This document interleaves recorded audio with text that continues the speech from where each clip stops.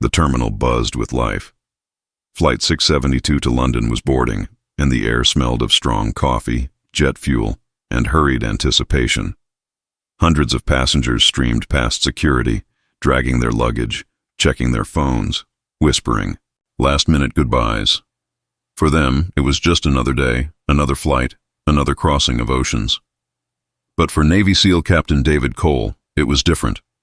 He wasn't traveling for leisure. He was on assignment, though no one around him knew. Standing tall in his navy blue tactical jacket, his sharp eyes scanned the crowd instinctively. Years of training had taught him to notice the small things. Nervous glances, shifty movements, patterns most people overlooked.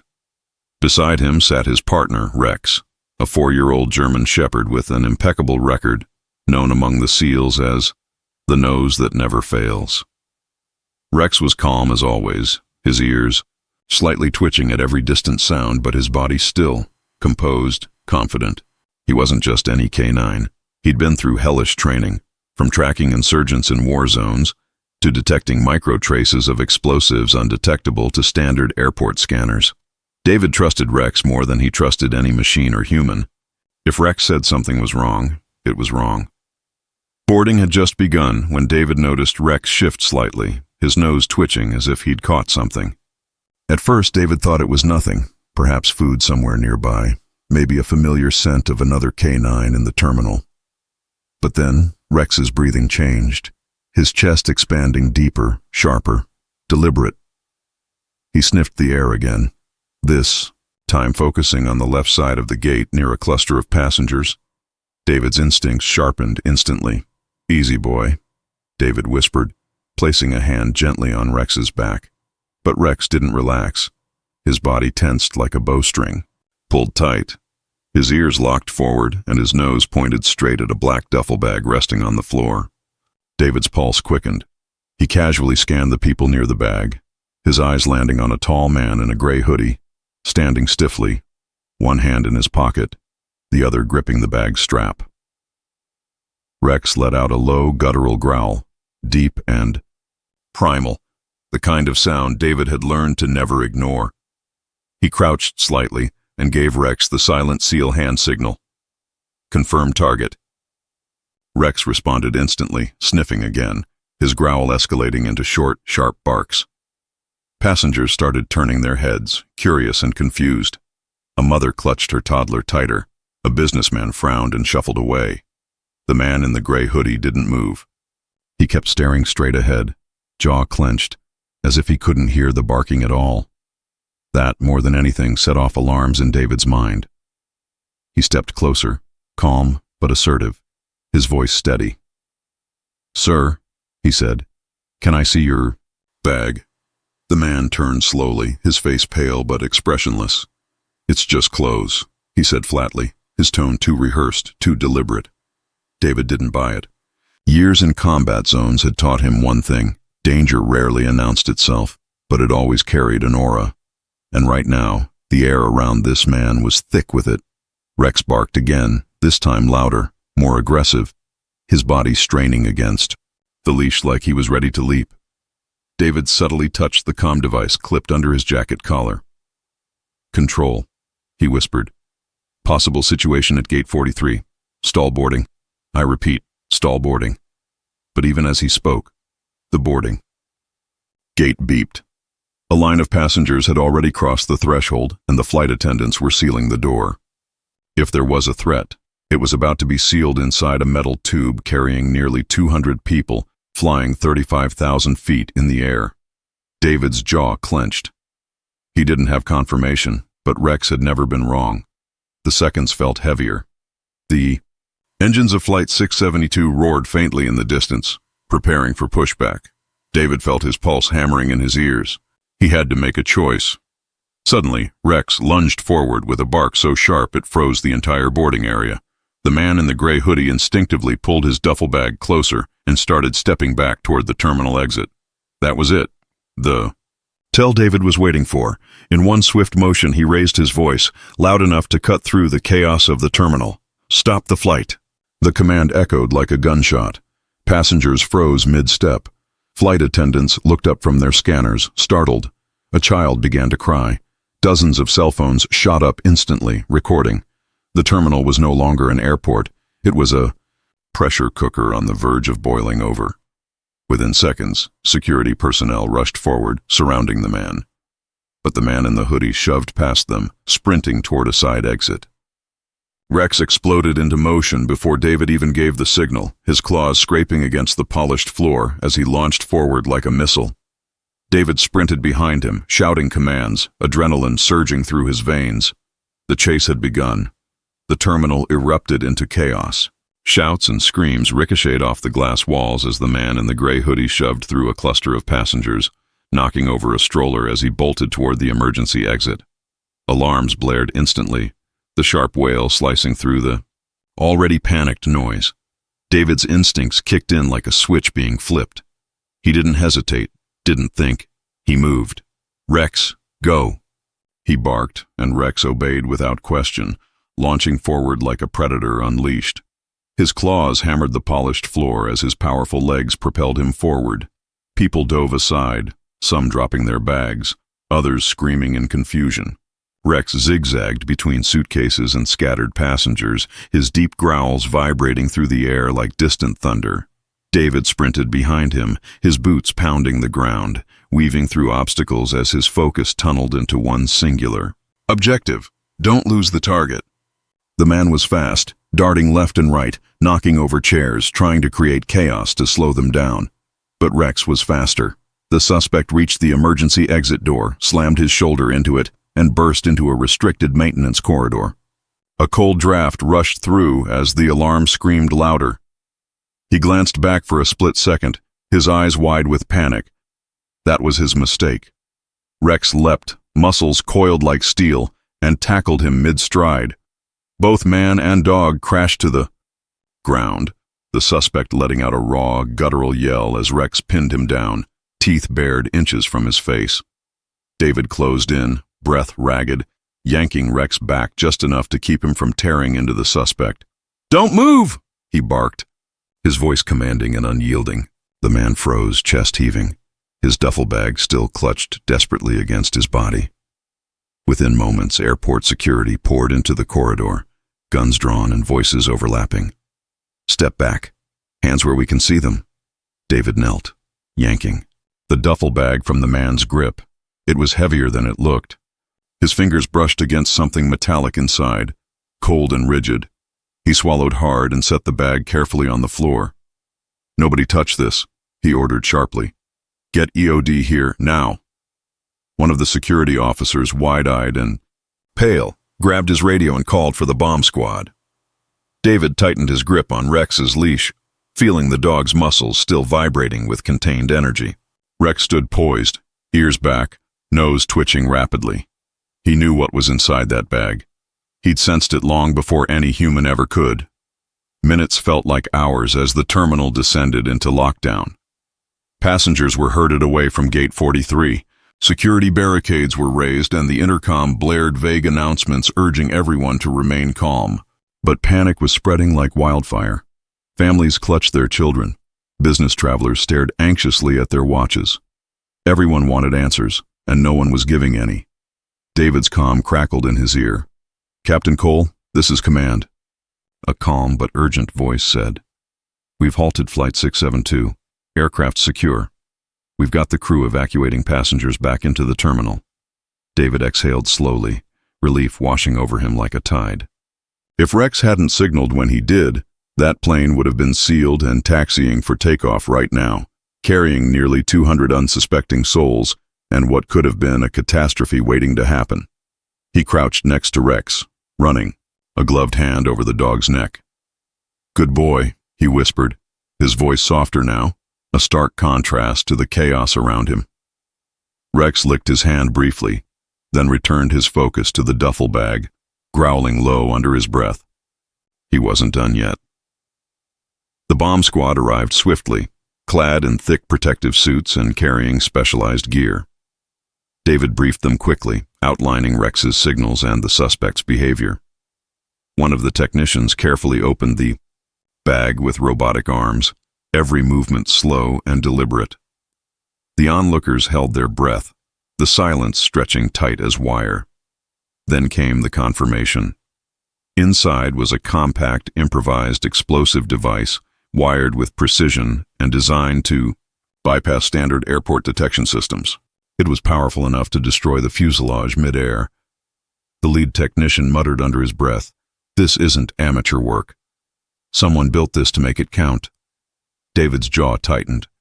Whoever this man was, he wasn't working alone. He stood and turned to the suspect, now restrained by two armed officers. Sweat dripped down the man's temples as he stared at the floor, refusing to meet David's gaze. "Who are you working for?" David demanded, his voice like ice. The man said nothing. Rex barked once, sharp and commanding, making him flinch. David leaned closer, his voice low and measured. "You need to understand something. You're alive right now because Rex let you be. That can change fast." Still, the man stayed silent. It didn't matter. David knew interrogation wasn't his role here. Others would handle that. His job was keeping people safe, and right now, the biggest threat was neutralized. Suddenly, a loud metallic clank echoed from somewhere deeper in the restricted corridors, followed by hurried footsteps. David's head snapped up instantly. This wasn't over. He raised his hand, signaling silence to the bomb squad and security. Rex's ears shot up, his body turning toward the sound like a compass needle locking onto true north. Another set of footsteps, faster this time, receding deeper into the service tunnels. "Backup suspect," David muttered, his voice barely above a whisper. He looked at Rex, and Rex looked back, understanding without a single word spoken. "Track," David commanded. Rex lowered his nose to the ground and bolted forward, dragging David with him into the dimly lit tunnels. The chase wasn't finished. Whoever had planted this device wasn't working alone, and somewhere in these hidden passages, a second threat was already moving. David's comm buzzed again. "Captain, what's happening?" "Suspect's not alone," David said between breaths as he ran. "There's another operative in play. Lock down every exit. I'm in pursuit." The tunnels smelled of oil and cold steel, the sound of distant machinery humming through the walls. Fluorescent lights flickered overhead as David and Rex tore through the maze, boots pounding against the concrete floor. Every instinct screamed this was bigger than one man, one bomb, one flight. This was planned, calculated, and meant to cause maximum damage. And as Rex led the way deeper into the bowels of the airport, David knew one thing for certain. This was no longer just about saving Flight 672. This was about stopping an attack that had only just begun. The service tunnels beneath Los Angeles International Airport were nothing like the bustling, polished terminals above. Down here, it was a different world. Dimly lit, cramped, and filled with the low hum of machinery and the faint hiss of air vents. Concrete walls dripped with condensation, and the smell of oil, metal, and stale air mixed into a cocktail of tension. David's boots pounded against the floor as Rex raced ahead, nose glued to the ground, pulling hard against the leash like a guided missile. Every muscle in David's body screamed at him to stay sharp. Somewhere ahead, another operative was on the move, and if there was one bomb, there could easily be more. The comms crackled in his ear. "Captain Cole, this is command. All terminals." Lockdown. TSA, LAPD, and DHS are moving into position. We've secured Flight 672. David gritted his teeth, barely slowing down as he spoke between breaths. "Not enough. There's another runner. Suspect number 2's in the tunnels. Could be heading for another gate, another plane, or worse." "Copy," Command replied. "We're rerouting SWAT teams to your sector." "Negative," David shot back immediately. "If Rex has the scent, we can't wait. Every second counts." Rex suddenly veered right, claws scraping as he took a sharp corner into an even narrower passageway. David followed, his hand instinctively brushing against the holstered sidearm at his waist. The fluorescent lights above flickered, casting strobing shadows along the corridor walls, making everything feel faster, heavier, and more dangerous. The dog's growl came first, low, deep, vibrating in the cold air. Then David heard it. Rapid footsteps ahead, echoing faintly off the concrete. The second suspect was close. David motioned silently with his hand. Rex slowed, his growl softening into quiet, focused breaths. This wasn't just a chase anymore, it was a hunt. Suddenly, a door up ahead slammed shut with a metallic bang. David closed the distance quickly and pressed his back against the wall beside it, breathing shallow, silent. Rex crouched low, his ears twitching as he locked his gaze on the steel door. David gave a quick hand signal. Listen. Through the door, faint murmurs bled into the hallway. More than one voice. David's pulse kicked harder. There wasn't just another operative. There were two. He motioned Rex to stay and leaned forward slowly, pressing his ear to the cold metal. We're behind schedule, a muffled voice hissed. We don't have time. Another answered sharply. Plant. Hit near gate 39 and move. They'll never suspect. David pulled back instantly, his mind racing. Gate 39, a red-eye to Tokyo, fully booked, another 200 people. His comm buzzed in his ear, but he ignored it, switching Rex's tactical harness to silent mode. This wasn't the time for noise. This was surgical. Taking a deep breath, David grabbed Rex's collar, giving the silent SEAL hand command. Breach. With one explosive kick, David forced the door open, storming into the dim maintenance room. Two men froze mid-motion, crouched, over a heavy black case lined with wires and blinking LEDs. The larger one reached for his waistband, but he never made it. Rex launched like a bullet, slamming into him with bone-crushing force, dragging him to the ground in a snarling fury. The second man bolted toward the far exit, yanking a smaller satchel over his shoulder. David raised his sidearm, but the suspect disappeared around the corner before he could get a clear shot. He cursed under his breath, pulled Rex off the first man, and restrained him with a flex cuff. The restrained operative spat angrily, muttering something in a language David couldn't immediately place. Command. David growled into his comms. We've got two confirmed operatives. One's down. Second is mobile and carrying another device. He's heading east toward gate 39. Lock it down now. Copy that, came the reply. SWAT is moving. But David knew SWAT wouldn't get there in time, whoever these guys were. They were trained, disciplined, and fast. He didn't have minutes. He had seconds. Rex barked sharply, pulling David toward the open exit. David didn't hesitate. He sprinted after the second suspect, weaving through the maze of pipes and conduits that made up the underbelly of the airport.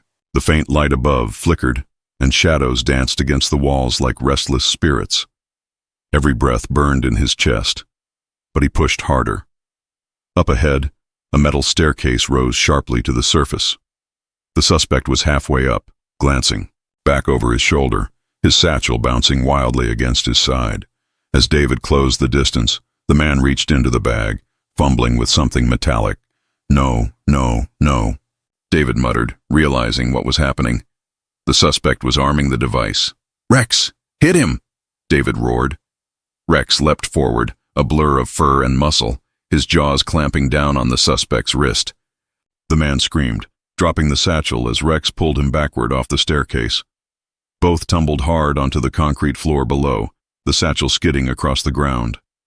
David dove, snatching it up before it could hit anything sharp. Carefully, he set it down and opened it just enough to see inside. The device was active, timer already ticking down. 2 to 17, 2 minutes and 17 seconds. David's breath hitched, his training slamming into overdrive. Command! He barked into his comm. Device is armed, timer's active, gate 39 vicinity. Evacuate everyone now. Copy, Captain. EOD is en route. No time, David snapped. He turned to Rex, who was still pinning the suspect under his weight, and gave him the command to release. The man gasped for breath, clutching his mangled wrist. But David ignored him, his eyes locked on the blinking countdown. 03. He scanned the device quickly. Wires, triggers, backup fail-safes. Whoever built this knew what they were doing. It wasn't just powerful, it was smart. Any wrong move and the whole concourse could vanish in fire and steel. Rex growled low, sensing the tension bleeding off David like heat from a forge. David glanced at him briefly, his voice calm despite the storm raging in his veins. Easy, boy. We're not done yet. 1. 42. Somewhere above them, muffled through the thick concrete, David heard alarms blaring and the faint sound of people screaming. The evacuation had started, but at this range, if the bomb went off, hundreds could still die. He inhaled deeply, forcing his heartbeat to slow, forcing his hands to steady. Every second counted, every breath mattered, and just as he started, working through possible disarm strategies, the restrained suspect on the ground began laughing softly, his voice ragged and broken. "You can't stop it," he whispered. "This is bigger than you think." David didn't even look at him. "Watch me," he said coldly. 15. And then, just when David thought he had it under control, Rex's ears perked sharply, his head whipping toward the opposite end of the corridor. Someone else was here. The hairs on David's neck stood on end. If there was a third operative, this wasn't just an isolated attempt. This was a coordinated strike. And if there was another bomb, the clock they were racing against might not be the only one ticking. The corridor was silent except for the soft tick-tick-tick of the bomb's timer and the faint drip of condensation from the pipes above. David's breathing slowed as his mind worked at lightning speed. One suspect restrained, one unconscious, and a device primed to detonate in less than a minute and a half. But Rex's sudden alert changed everything. If Rex had locked on to another presence, then there was more. Somewhere nearby, in this vast maze beneath the airport, another operative was moving, possibly carrying another device. "Command," David whispered into his comm, his voice low and controlled. "Possible third suspect. We've got 30. Active on the clock. Send all units to thermal scan every adjacent corridor." "Copy that, Captain. SWAT is en route. Bomb squad ETA 1 minute. 1 minute. David clenched his jaw, glancing down at the device again. The timer now read 00:54. The lights on the small panel blinked steadily, mocking him with every pulse. He studied the wiring with the sharp, surgical focus drilled into him by years of demolitions training. The bomb wasn't just designed to explode. It was designed to resist every instinct he'd normally trust. Cut the wrong wire, and it wouldn't give him a second chance. Rex sat at his side, perfectly still, his chest heaving quietly. The dog's eyes locked on David's face as though waiting for his command, ready to react in a heartbeat. David's hand brushed Rex's neck, grounding himself for a fraction of a second. "Stay sharp, boy. We'll get through this." Then faintly down the tunnel came the soft scuff of boots on concrete. David's head snapped up instantly. Rex growled, low, his fur bristling like a storm about to break. Whoever it was moved deliberately, quietly, but not quietly enough for Rex. David rose slowly, leveling his sidearm toward the sound, his finger resting against the trigger guard. "Step into the light," he called sharply, his voice cutting through the cold air.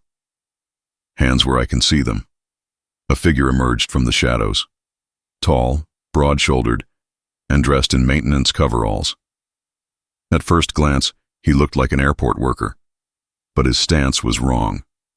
Too rigid. Too alert. And most importantly, his hands were hidden behind his back. "Drop it," David ordered, his voice like steel. The man didn't move. Rex barked once, loud and sharp, the sound bouncing off the concrete walls.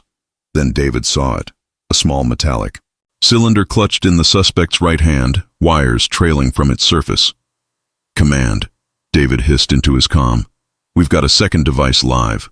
The man smirked faintly, as if David's realization came too late.